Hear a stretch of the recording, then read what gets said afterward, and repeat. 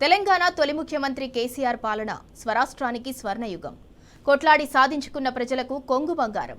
కేసీఆర్ పాలించిన 10 ఏళ్లు అన్నదాత కలకలలాడేవాడు. పంటను చూసుకుంటూ ప్రతి రైతు సంబరపడేవాడు. కాళేశ్వర జలజాతరను చూసి ఉప్పొంగిపోయేవాడు. బాహుబలి మోటార్ల అజేయ యాత్రతో కరువు నేల పులకరిస్తుందని పులకరించేవాడు. బీళ్లు వారిన భూమి సస్యశ్యామలమవుతుంటే, పునర్జీవ పథకంలో వరద కాలువలో ఎదురెక్కి ఎస్ఆర్ఎస్పీని ముద్దాడుతుంటే మురిసిపోయేవాడు. తెలంగాణ రైతుల ఆశలను సజీవం చేసిన కాళేశ్వర కథలో మేలుమలిపే. అన్నారం బ్యారేజీ రేవంత్ రెడ్డి పరిపాలనలో అన్నారం అరిగోసపడుతోంది. అన్నదాత ఆవేదన చెందుతున్నాడు. నాటి సంక్షేమాన్ని నేటి సంక్షోభాన్ని తలుచుకుంటూ గుండెలు బాదుకుంటున్నాడు.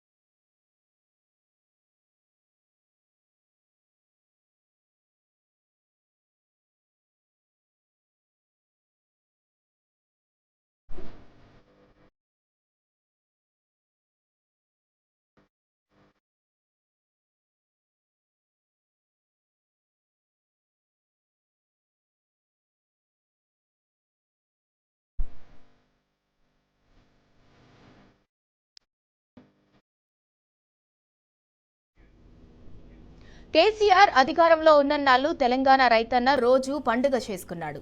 కాళేశ్వర జలాల యాత్రను కథలుగా చెప్పుకున్నారు. రిజర్వాయర్లలో జలకల గురించి, పంపు హౌజుల ద్వారా నిరంతర ఎత్తిపోతల గురించి, కరువు తీరుస్తున్న వరద కాలువల గురించి చెప్పుకొని తరించిపోయాడు. తూముల ద్వారా చెరువులకు పడుతున్న జీవాన్ని చూసి రైతన్నలు ఆనంద తాండవం చేశారు. ఇదంతా గతం. కేసీఆర్ పాలన అంతా ఘన చరిత్రలాగా కనబడుతుంటే, గుంపు మేస్త్రి పాలనలో అన్నారం బ్యారేజీ వద్ద అగమ్య గోచరంగా తయారైంది.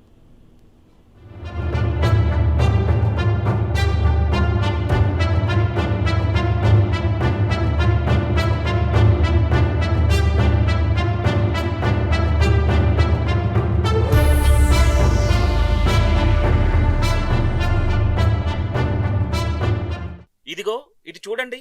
అన్నారం బ్యారేజీలో జలకళ చూస్తేనే కడుపు నిండేంతగా కళ్లకు మనసుకు ఆహ్లాదకరంగా కనిపిస్తున్న జలప్రగతి. కేసీఆర్ పాలనలో అన్నారంలో కనిపించిన జల స్వర్ణయుగం.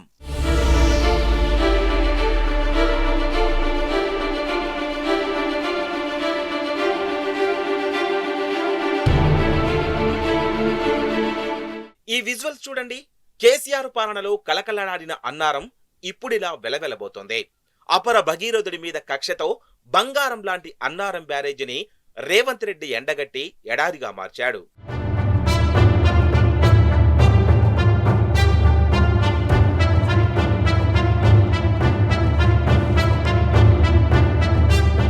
కాళేశ్వరం ప్రాజెక్టు తెలంగాణ రైతుల ఆశలను సజీవం చేసింది.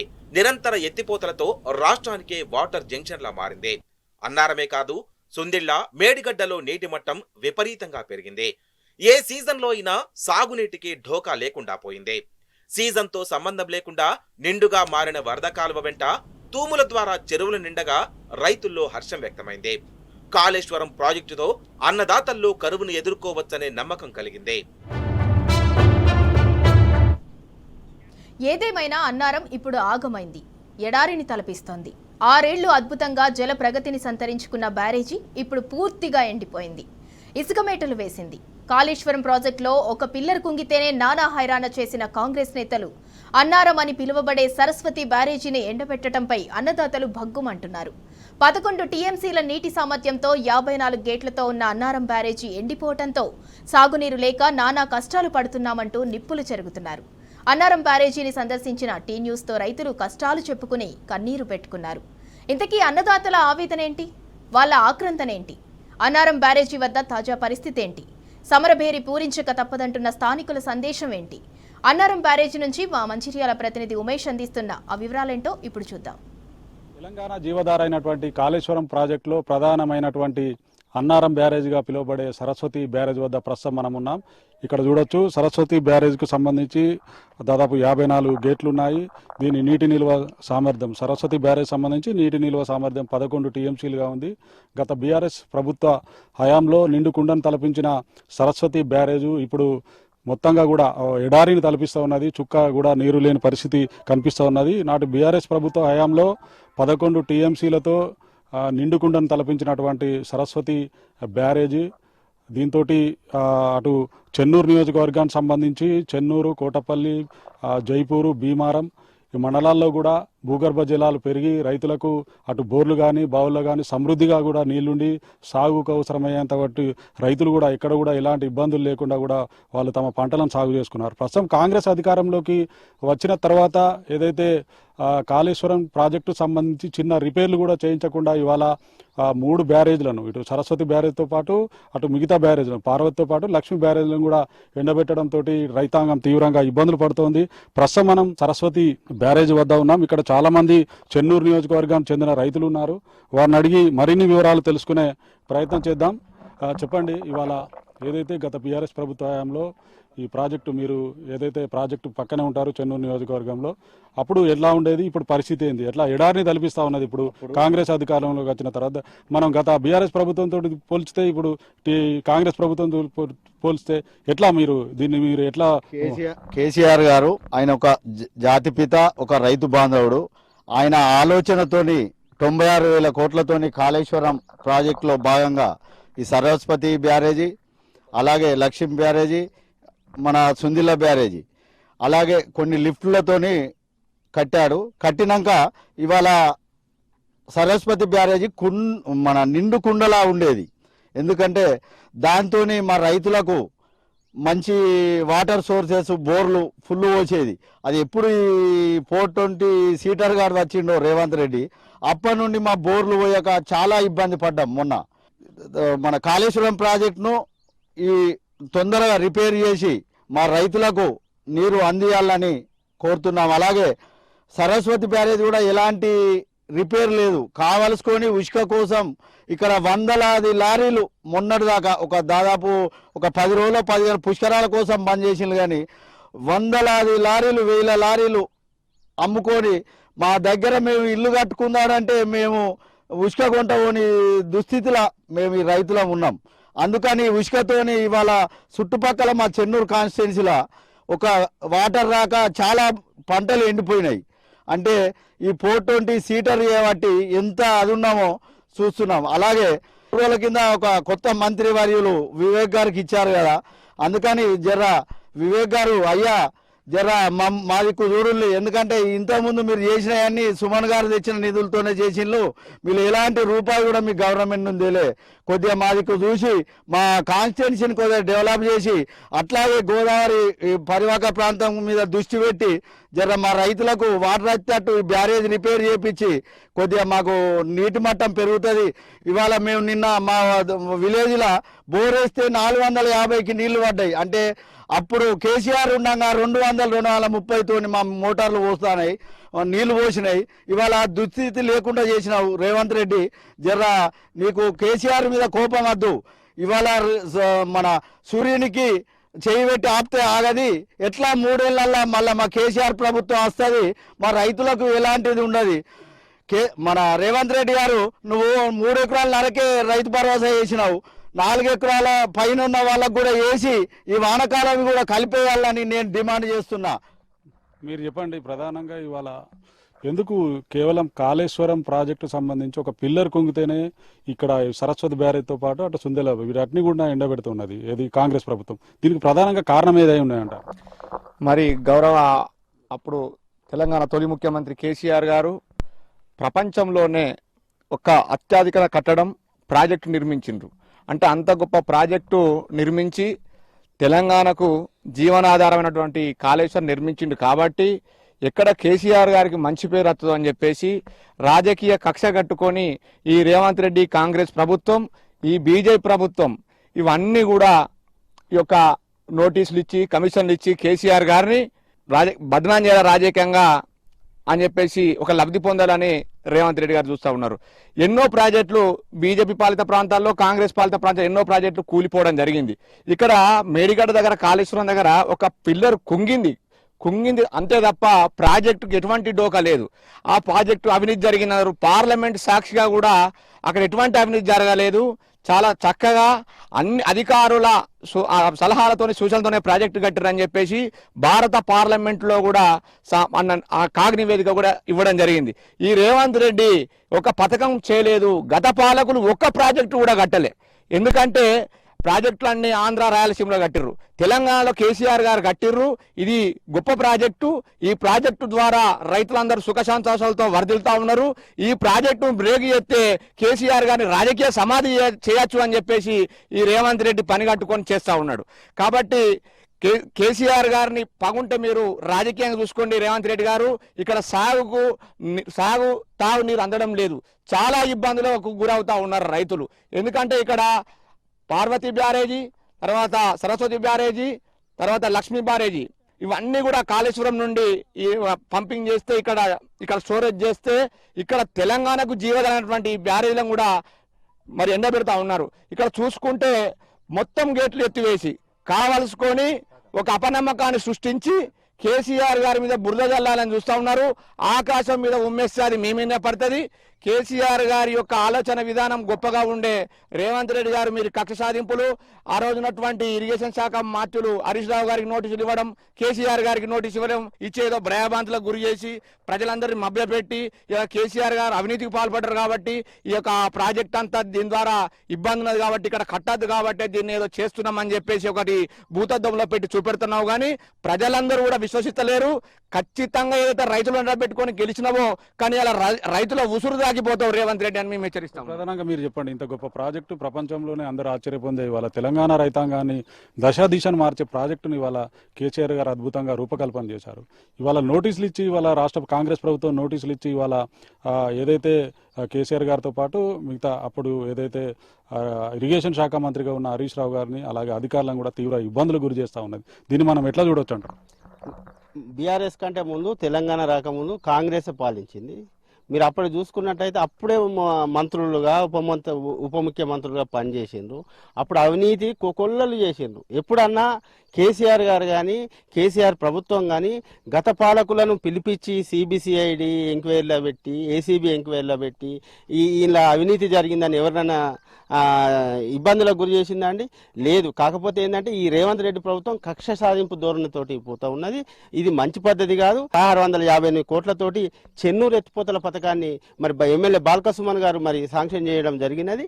ఆ యొక్క 1658 కోట్లు మరి అదేవిధంగా సుందిల్లా, అన్నారం, కాళేశ్వరం నుంచి ఈ యొక్క రైతులకు 90,000 పైచిలకు ఎకరాలకు నీరు అందించే ఒక పెద్ద మహత్తరమైన కార్యక్రమాన్ని మరి ఎమ్మెల్యే బాల్కసుమన్ గారు కేసీఆర్ దృష్టికి పోగానే మా దగ్గర పుట్టిన ప్రాజెక్టు మాకు చుక్క నీరు అందడం లేదని చెప్పగానే అతను శాంక్షన్ చేసి మంచిర్యాల కలెక్టరేట్ ఆఫీసులో మరి శిలాఫలకాన్ని ఓపెన్ చేస్తే దాన్ని తుంగలో దొక్కిన రేవంత్ రెడ్డి ప్రభుత్వం ఇదే ఇక్కడ ఉన్న ఇప్పుడు మంత్రిగా ఉన్న వివేక్ గారు ఈ యొక్క మా యొక్క రైతాంగాన్ని జైపూరు, చెన్నూరు, కోటపల్లి మండల రైతాంగాన్ని మరి ఢిల్లీకి తీసుకుపోయి ధర్నాలు చేపించి మీకు కరకట్టలు కడతాం, మీ యొక్క ప్రాంతం పంటలు కేసీఆర్ ప్రాజెక్టు వల్ల మీ యొక్క పంటలు మునుగుతాయని చెప్పి వాళ్ళకి మభ్యపెట్టి ఇవాళ మీరు బీజేపీ నుంచి కాంగ్రెస్కి వచ్చి ఇవాళ మినిస్టర్ అయ్యారు. మేము డిమాండ్ చేస్తా ఉన్నాం రైతుల పక్షాన. ఏమనంటే మీరు రైతులకు ఇచ్చిన ఆనకట్టలు కడతామని చెప్పి ఢిల్లీకి తీసుకుపోయిన రైతుల పక్షాన మేము అడుగుతా ఉన్నాం.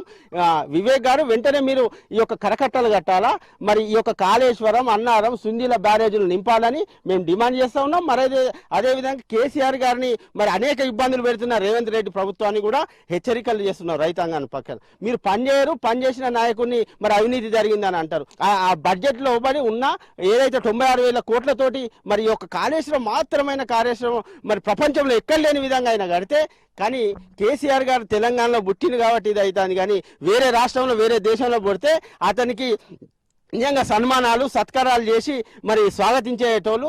రాజకీయాలు ఉంటాయండి, రాజకీయాలు ఇలా మీరు ఉండవచ్చు, రేపు మేము రావచ్చు, కానీ కాకపోతే ఏంటంటే రైతులు అడుగుతున్నారు, రైతుల పక్షాన్ని అడుగుతున్నారు.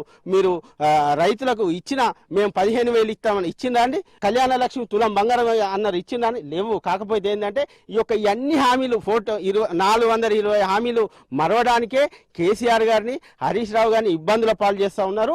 మీరు ఏది చేసినా కానీ మీ పని అయిపోయింది. ఇంకొక 2.5 ఏళ్లలో ప్రజలే మీ కాంగ్రెస్ పార్టీ నాయకులు బుద్ధి చెప్తారని ఈ సందర్భంగా తెలియజేసుకుంటూ ముగిస్తా ఉన్నారు. మీరు చెప్పండి, ప్రధానంగా ఇవాళ మంచిర్యాల జిల్లాలోని చెన్నూరు నియోజకవర్గానికి ఏదైతే చెన్నూరు లిఫ్ట్ ఇరిగేషన్ సంబంధించి దాదాపు 90,000 నుంచి 1,00,000 మంది రైతులకు ప్రయోజనం చేకూరే ఆ చెన్నూరు ఎత్తిపోతల పథకానికి సంబంధించి ఇవాళ సాక్షాత్తు నాటి ముఖ్యమంత్రి కేసీఆర్ శంకుస్థాపన చేశారు. దాన్ని కాంగ్రెస్ ప్రభుత్వం వచ్చిన తర్వాత ఆ ప్రాజెక్టును పాతరేసింది, ఏదైతే ఎత్తిపోతల పథకం సంబంధించి. దీన్ని ఎట్లా చూడొచ్చు అంటారు? ఎందుకు ప్రధానంగా ఇవాళ కాంగ్రెస్ ప్రభుత్వము చెన్నూరు లిఫ్ట్ ఇరిగేషన్ పథకాన్ని పక్కన పెట్టింది?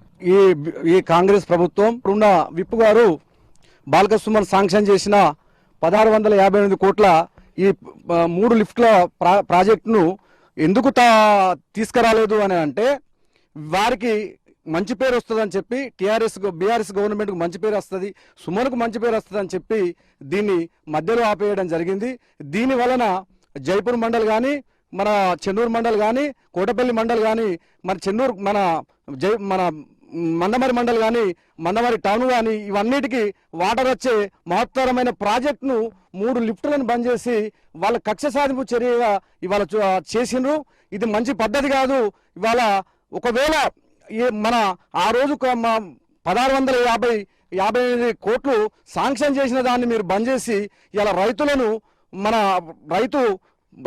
పంట పొలాలకు నీరు రాకుండా చేసిండ్రు. ఇవాళ 90,000 రైతులు దీనివల్ల లాభపడే ప్రాజెక్టును మీరు బంద్ చేసి మరి బీఆర్ఎస్ గవర్నమెంట్ మీద కక్ష సాధింపుగా చర్య ఇది చేసిండ్రు. ఇది మంచి పద్ధతి కాదు. రైతులు దీని మీద స్పందిస్తారు. రైతు గవర్నమెంట్ ఇప్పుడు రైతు గవర్నమెంట్ కాదు, రైతులకు వ్యతిరేకమైన గవర్నమెంట్. రైతులకు ఏం చేస్తున్నదండి ఈ గవర్నమెంట్ వచ్చి? మనకు కనీసం రైతు బంధు ఇస్తలేదు, రైతు బీమా లేదు, ఏమీ లేకుండా రైతులను అధ్వానంగా చేస్తున్నటువంటి గవర్నమెంట్ ఈ కాంగ్రెస్ గవర్నమెంట్. అదేవిధంగా ఇవాళ సోనపల్లి కాడ ఒక లిఫ్టు, దాని ద్వారా మన ఆసనాథ్ చెరువులో నీళ్లు పోయించి ఈ రైతాంగానికి చెన్నూరు మండలంలో ఉన్న 30 గ్రామ పంచాయతీల రైతాంగానికి ఇలా వాటర్ వచ్చే మన లిఫ్ట్ ఇరిగేషన్ బంద్ చేసిండ్రు. అదేవిధంగా జైపూర్ మండలంలో గంగిపల్లి, శంకరంపల్లి మరియు మన పొన్నారం, ఈ 3 చెరువుల ద్వారా మన ఎంత రైతుల లాభం అవుతుండే అంటే 25,900 చిల్లర ఎకరాలకు సాగునీరు అందించే మన ఈ లిఫ్ట్ ఇరిగేషన్ ను బంద్ చేసి రైతుల పొట్టను కొట్టిండ్రు. ఏదైనా ఉన్నది అని అంటే మీరు దాచుకోవడం తప్ప మీరు రైతులకు చేసేది ఏం లేదు. ఇది రైతు గవర్నమెంట్ కాదు. ఈ ముందు మీకు రైతులు బుద్ధి చెప్తారని చెప్పి ఈ సందర్భంగా నేను తెలియజేస్తా ఉన్నాను. మీరు చెప్పండి, ప్రధానంగా ఇవాళ చెన్నూరు ఎత్తిపోతల పథకం అంటే ఇప్పుడు లక్ష్మీ బ్యారేజ్, పార్వతి, సరస్వతి ఈ 3 బ్యారేజీల నుంచి 10 టీఎంసీలు చెన్నూరు ఎత్తిపోతల పథకం ద్వారా చెన్నూరు నియోజకవర్గానికి సుమారు 90,000 నుంచి 1,00,000 ఎకరాలు ఆయకట్టు సాగేయాల నాటు ఏదైతే బీఆర్ఎస్ ప్రభుత్వము అప్పటి ఏదైతే విప్గా ఉన్నటువంటి బాల్కసుమన్ ప్రత్యేక చొరవ చూపించి ఏదైతే ఈ ప్రాజెక్టుకు రూపకల్పన చేశారు ఎత్తిపోతల పథకం సంబంధించి. ఎందుకు ఇవాళ ఈ ఎత్తిపోతల పథకాన్ని ప్రధానంగా ఇవాళ పక్కన పెట్టి ఇవాళ ఏదైతే అనవసరమైన ప్రాజెక్టులన్నీ ముందుకు తీసుకొచ్చి ముందుకు పోవడానికి గల ప్రధాన కారణం ఏమైనా ఉంటారు? ముఖ్యంగా గౌరవ ప్రభుత్వ వైపు బాల్కసుమన్ అన్న గారు ఆయన ఆలోచించింది ఒకటే, మా పక్కన పెద్ద బ్యారేజ్ అయింది, ఇది దేశ లెవెల్లో ప్రపంచ లెవెల్లో ఖ్యాతి పొందినటువంటి బ్యారేజ్ అయింది, కానీ మా రైతులకు నీళ్లు లేవు, మా రైతులకు ఎలాగైతే నీళ్లు రావాలో అనేది ఆలోచించి సర్వే చేయించి ముఖ్యమంత్రి గారి దగ్గర కూర్చొని శాంక్షన్ చేయించినటువంటి ఈ యొక్క లిఫ్ట్ ఇరిగేషన్ 1,658 కోట్ల lift irrigation, Chennur lift irrigation.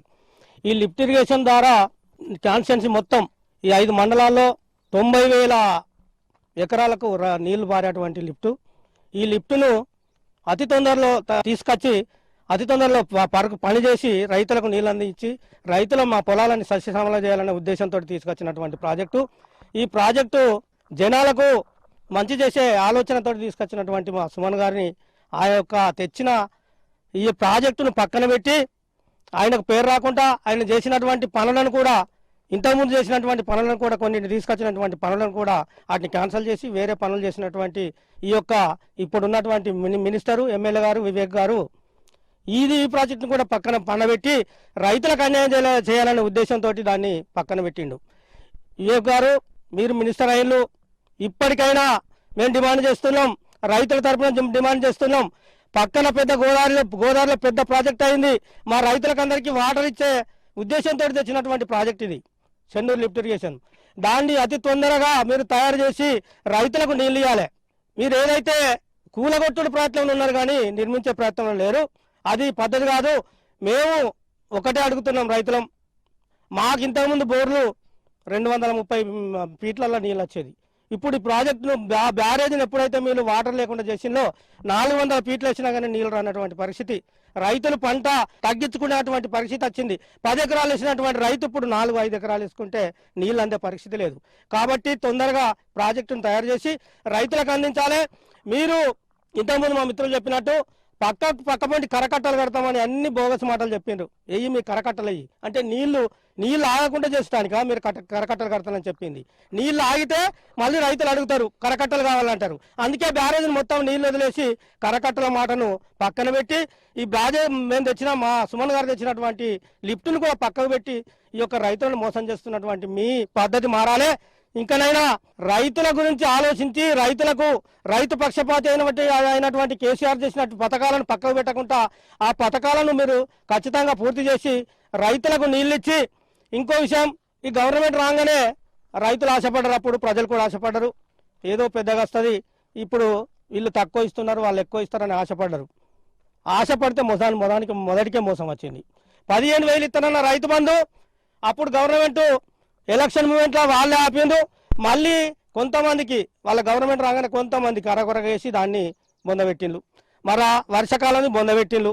ఇప్పుడు మొన్న వేసాం ఇది కొంతమందికి ఇచ్చి చేతులు దులుపుకున్నారు. ఇప్పుడు ఇవాళ ఏదో మీటింగ్ పెడతారట, మరి ఎంతమందికి ఇస్తారు? మీరు మొన్న ఏ సంఖ్యలో ఇయ్యనటువంటి 4 ఎకరాల వరకు ఇచ్చిండ్రు, మిగతా రైతులకు ఇస్తున్నారా లేదా? ఆ మిగతా రైతులు ఇచ్చుకుంటూ ఇప్పుడు కూడా వర్షాకాలం పంట మొత్తం ఇవ్వాలని మేము డిమాండ్ చేస్తున్నాం. మీరు చెప్పండి, ఏదైతే గత బీఆర్ఎస్ ప్రభుత్వ హయాంలో మొత్తం కూడా ఏదైతే బ్యారేజ్లన్నీ కూడా నీటితోటి జలకళను సంతరించుకుంటూ నిండు కుండలా ఉండేవి. ఇవాళ కాంగ్రెస్ ప్రభుత్వం వచ్చిన తర్వాత మొత్తంగా కూడా ఒక ఎడారిని తలపిస్తూ ఉన్నది ప్రాజెక్టులన్నీ కూడా. ఇప్పుడు మీరే చూస్తూ ఉన్నారు. దాంతో రైతాంగం కూడా తీవ్రంగా ఇబ్బంది పడతా ఉన్నది. ప్రధానంగా మీరు ఇవాళ కాంగ్రెస్ ప్రభుత్వాన్ని ఏమి డిమాండ్ చేస్తూ ఉన్నారు రైతుల పక్షాన? ఒకప్పుడు అంటే ఉమ్మడి ఆంధ్రప్రదేశ్లో ఉన్నప్పుడు ఏ రంగంలో చూసినా కానీ ఆంధ్రలో వీరంగం ఉండే. ఇక్కడ ఉన్నటువంటి బడ్జెట్ను కావచ్చు, ఇక్కడ ఉన్నటువంటి నిధులను కావచ్చు, ఉమ్మడి ఆంధ్రప్రదేశ్కు అక్కడ కట్టబెట్టి మరి ఆనాడు తెలంగాణను వంచి తెలంగాణ యొక్క హక్కులను కాలరాసినటువంటి ఈ కాంగ్రెస్ ప్రభుత్వమే నేడు మరి అబద్ధాల ప్రచారాల మీద మరి పురుడు పోసుకున్నటువంటి ఈ యొక్క తెలంగాణ రాష్ట్ర ప్రభుత్వమైనటువంటి కాంగ్రెస్ ప్రభుత్వం ఈరోజు 420 హామీలు ఇచ్చి ప్రభుత్వాన్ని ప్రజలను మభ్యపెట్టి ఈరోజు డైవర్ట్ పాలిటిక్స్ చేస్తూ మరి ప్రజలను రోజుకు మరింతగా అదేవిధంగా రైతులను కూడా చాలా దెబ్బతీసేటువంటి కార్యక్రమం చేస్తుంది. అంటే ఈరోజు దేశంలో ఎక్కడా లేని విధంగా ఒక అద్భుతమైనటువంటి ఒక మ్యాన్ మేడ్ ఆఫ్ వండర్ అయినటువంటి ఈరోజు డిస్కవరీ ఆఫ్ ఛానల్ కొనియాడినటువంటి ఈ యొక్క కాళేశ్వరం ప్రాజెక్టు మరి కేసీఆర్ గారు తన యొక్క మెదడుని రంగరించి ఈరోజు దేశంలోనే ఎక్కడా లేని విధంగా ప్రపంచంలోనే అతిపెద్ద లిఫ్ట్ మల్టిపుల్ స్టేజ్ ఇరిగేషన్ అనేటువంటి ఈ లిఫ్ట్ ఇరిగేషన్ను మరి కేసీఆర్ గారు అద్భుతంగా ఒక కష్టజీవిగా మరి యొక్క ప్రాజెక్టులని తిరుగుతూ మరి తన యొక్క ఆలోచనకు పదనం పెట్టి ఈ యొక్క అద్భుతమైనటువంటి ప్రాజెక్టును తీసుకొచ్చి మరి ఒకప్పుడు ఈ యొక్క తెలంగాణ రాష్ట్రంలో ఉన్నటువంటి ప్రజలు మరి చిక్క నీటి కోసం మొగుల వైపు ముఖం పెట్టి చూసేటువంటి పరిస్థితి నుండి ఈరోజు 365 రోజులు సజీవ జలధారగా ఉండేటువంటి ఈ యొక్క కాళేశ్వరం ప్రాజెక్టు నిర్మిస్తే మరి కావాలని రాజకీయ పబ్బం గడపడానికి కేవలం కేసీఆర్ గారి పైన బీఆర్ఎస్ ప్రభుత్వం పైన బుర్ర జల్లడానికే ఈరోజు ఈ యొక్క ప్రాజెక్టు ఒక 100 కాంపోనెంట్ ఉన్నటువంటి ప్రాజెక్టులో ఒక చిన్న పిల్లర్, అది మనిషి కట్టిందే కదా, మిషన్లు కట్టినవి కాదు కదా, దేవుడిచ్చిన వరం కాదు కదా, అది మనుషులు కట్టినవి కాబట్టి దాంట్లో చిన్న లోపాలు ఉంటాయి. కానీ ఒక పిల్లర్ కుంగినందుకు యావత్ ఈ యొక్క కాళేశ్వరం ప్రాజెక్టు కుంగిందని, 15 రిజర్వాయర్లు పోయినాయని, 3 బ్యారేజీలు పోయినాయని, ఈరోజు 230 కిలోమీటర్ల టన్నెల్ ఉన్నటువంటి ఈ యొక్క సొరంగ మార్గాలు పోయినాయని, ఈ యొక్క 15 రిజర్వాయర్లు పోయినాయని, అనేక రకాలుగా 1531 గ్రావిటీ కెనాల్ ఉన్నటువంటి ఈ కెనాలే పోయిందని సర్వం కాళేశ్వరం ప్రాజెక్టే పోయిందని ఈరోజు మరి ప్రజలను నమ్మించడానికి తన యొక్క దొంగ అబద్ధపు హామీలను మరి ప్రజలకు తెలియనియకుండా రోజు రోజుకు డైవర్ట్ పాలిటిక్స్ చేద్దు. ఏం డిమాండ్ చేస్తా ఉన్నారు మేము- ప్రభుత్వాన్ని?